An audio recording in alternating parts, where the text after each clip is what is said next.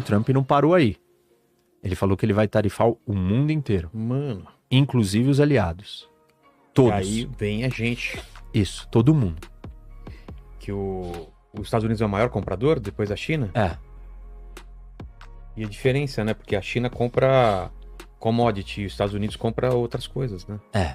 E assim, Aviões. tem um monte de coisa. E se ele fizer isso, ele vai provocar uma reação em cadeia do mundo Claro. retaliar. É óbvio. O Brasil não tem reciprocidade diplomática. Você pede visto para o Brasil pede visto para o outro. Se você taxar todos os produtos brasileiros, você vai continuar comprando os produtos americanos sem taxar? Não, vai Não, taxar.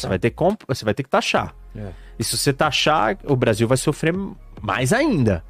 E muitos países vão sofrer mais ainda. Primeiro porque não tem certos produtos, não tem certas tecnologias e dependem dessas tecnologias e desses produtos. E aí, qual é o ponto disso do ponto de vista... A gente viu isso funcionando, né? Qual é o problema disso do ponto de vista histórico de guerras? Porque nós estamos, de novo... Nós estamos na premissa da história do Trump trará a paz para o mundo. Que parece que não é tão assim. Não é só porque... E não é só pelo Trump, é só, tipo... Outro dia um cara me mandou uma mensagem no Instagram. Não, porque agora nós vamos ter paz. Eu falei assim, desculpa... Se fosse Kamala amigão. também. Provavelmente.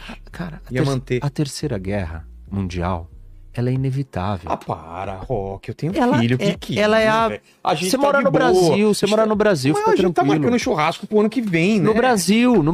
Mas vai E churrasco chegar. é no Brasil, não vai chegar Ah, aqui. mas guerra nuclear chega, Não, os mas efeitos. quem falou que a Terceira Guerra Mundial precisa ser nuclear? Não necessariamente. Não precisa ser nuclear. Ah, A gente tá. pode ter uma terceira... Não, Então já estamos conversando diferente aí. existem 3 tipos de Terceira Guerra Mundial. Uma Terceira Guerra Mundial onde não se usa bomba atômica.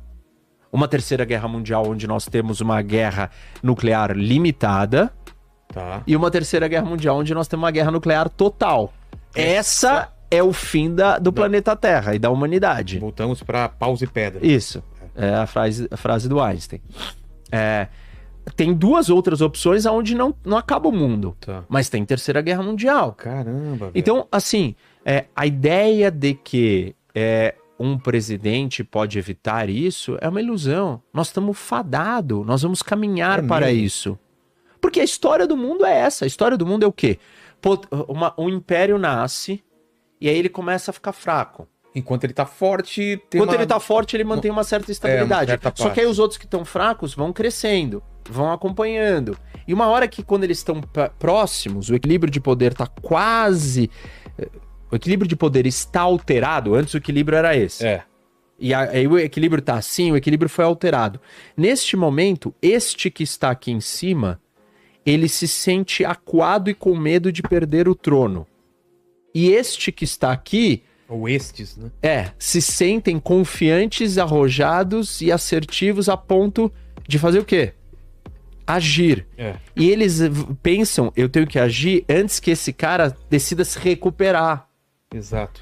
E a gente tá exatamente nesse ponto, né? Isso. E na história da O humanidade... Império humano aconteceu e... Na história da humanidade inteira... E aí, assim, não sei o que aconteceu em 2024, que as pessoas acharam, sonharam, que a humanidade decidiu que ela não quer mais guerrear. Eu não sei qual foi esse momento que as pessoas acharam que o paraíso na Terra foi manifestado e que nós já estamos no paraíso. Elevados. Não aconteceu isso em nenhum momento. Nenhum momento as guerras foram extintas. Não tem nada de estranho numa guerra em 2024, 25, 26, 30, 35 ou 40. Na escala mundial, você tá falando. Não tem nada de anormal. Absolutamente nada de anormal. É a regra. E a regra sempre foi essa. E as guerras não foram extintas da humanidade. Não foi tirado esse DNA dentro do ser humano e falou, acabou, não gostamos mais de guerrear. Somos seres pacíficos. Não. Até se você quiser a paz por submissão completa, tem um nível de submissão que talvez você não vai aguentar. Aí você vai falar assim, não, desculpa, cara, agora, já que você tá me massacrando tanto, que se é pra eu viver desse jeito, eu tô disposto a morrer. E antes de eu morrer, eu vou tentar te enfiar uma faca e me libertar disso daqui. Então, assim, a gente não tem saída deste lugar para onde nós estamos indo. Não é o Trump que vai evitar isso. Isso é um movimento histórico cultural, civilizacional, sociológico, político, psicológico, humano, instintivo, ele é inevitável. Nós caminhamos para um grande conflito e caminharemos. Se não for durante os 4 anos do Trump, será em algum outro momento. Então o Trump ele não vai evitar isso.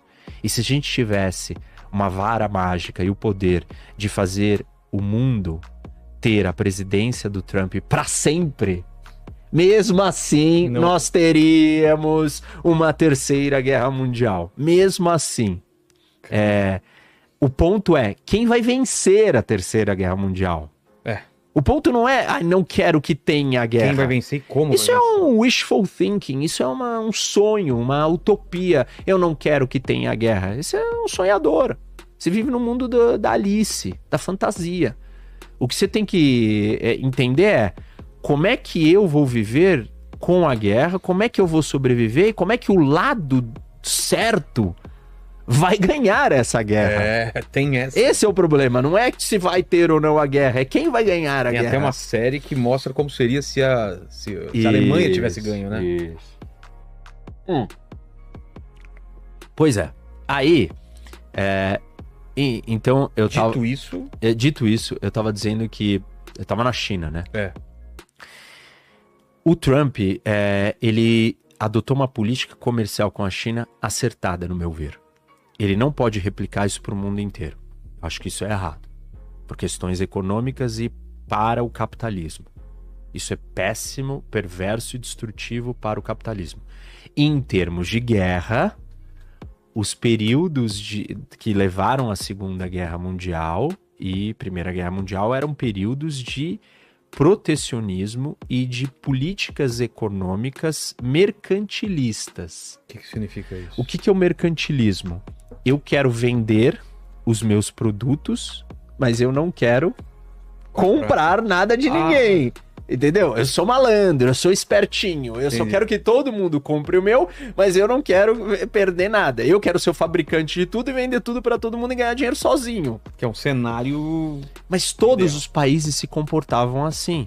Então, o mundo a ordem econômica internacional era mercantilista. Nós saímos dessa ordem e tivemos 80 anos de paz porque os Estados Unidos trouxe um desenho, uma arquitetura internacional aonde o livre comércio imperou, onde foi criado o GATT, foi criado o FMI, foi criado o Banco Mundial, o GATT virou Organização Mundial do Comércio, e aí todo mundo abriu as suas fronteiras para o comércio internacional. Isso permitiu trazer prosperidade, riqueza, abundância em níveis jamais vistos para a história da humanidade.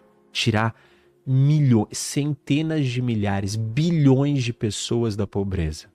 Centenas de milhares de chineses, centenas de milhares de indianos, milhares de brasileiros, milhares de mexicanos, milhares de pessoas na África, milhares de pessoas, bilhões de pessoas no mundo inteiro, graças a este desenho econômico.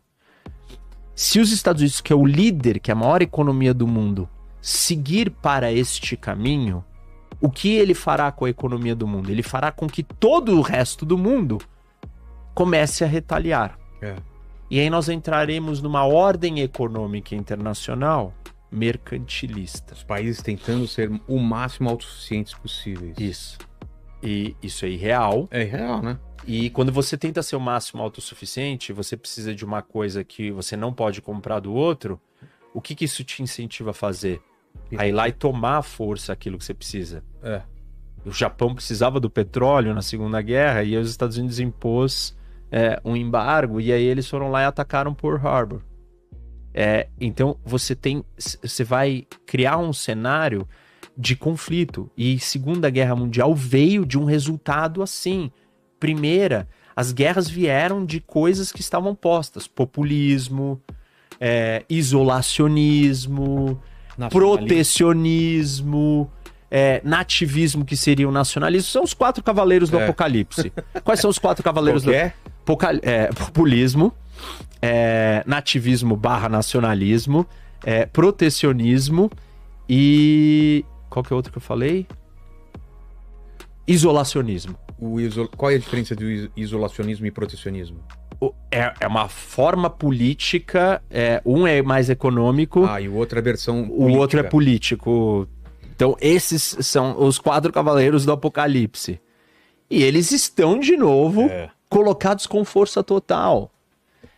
E assim, não teve guerra agora. Meu, a guerra, ela não acontece no momento que é dado o primeiro disparo.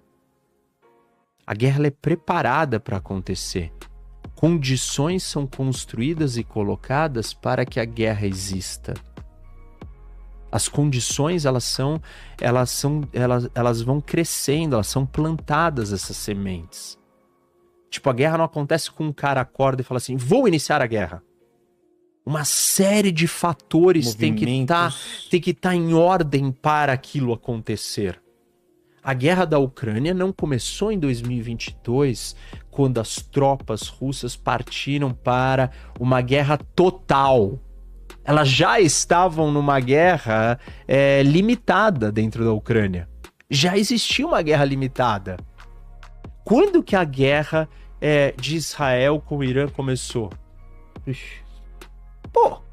É uma guerra simétrica por procuração que começou há um tempão já. Não vai ter guerra. Como assim? Não tem guerra? Não existiu. O Hezbollah, durante 4 anos, quando o Trump estava no poder, não lançou nenhum foguete. Nem o Hamas. Nenhum foguetinho. Nenhum atentado terrorista. Eu fui para Israel antes da invasão de 7 de outubro, de todo aquele terrorismo lá. E o pessoal falava, a gente tá em guerra. É estranho, você tá num país que tá em guerra. Isso. Eles estão sempre em alerta de guerra, né? Sempre. Você tá o tempo inteiro tendo problema com seus vizinhos, ali, no caso Israel. Então, depende o que você... Assim, por que eu tô falando tudo isso? Para as pessoas pararem de repetir coisas bobas, entenderem o que é a guerra. A guerra é um negócio muito maior. A preocupação a gente tem que ter o Trump vai vencer as guerras que precisam ser vencidas? Aí que tá, né? Esse é o ponto. Ele está acertado em ser duro economicamente com a China. Não acho que é positivo, produtivo e acertado ele impor tarifas para o mundo inteiro, inclusive para os seus aliados e amigos. Também acho perigoso. E isso é um elemento produtor e gerador de guerra. Que fique claro para os nossos adoradores de Trump cegos e sem senso crítico nenhum. Levar o mundo para uma estrutura econômica mercantilista é levar o mundo para estar mais próximo de uma guerra mundial. Gostou do vídeo? Não se esqueça de se inscrever, dar o like e assistir os outros vídeos do canal. Valeu?